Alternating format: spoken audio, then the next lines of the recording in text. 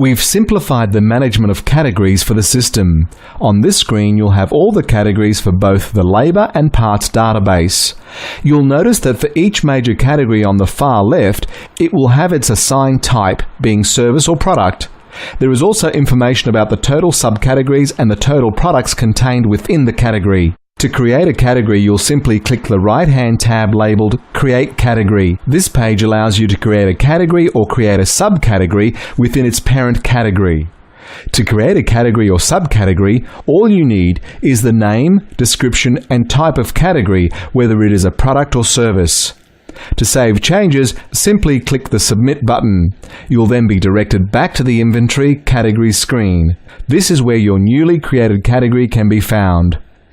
At the Inventory Category page, you can also edit or delete a category by clicking either of the buttons to the left. The system will not allow you to delete a category if you have either a subcategory or product still inside. You must delete the products and subcategories first or move them to another category. This obviously can affect future quotes and invoices. Make sure you wish to actually delete the parent category. If you really wish to delete a category, this is a permanent change and can't be undone, and all links to sub-items are lost.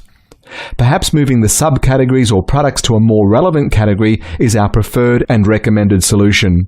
This may also require renaming a category to reflect your new changes.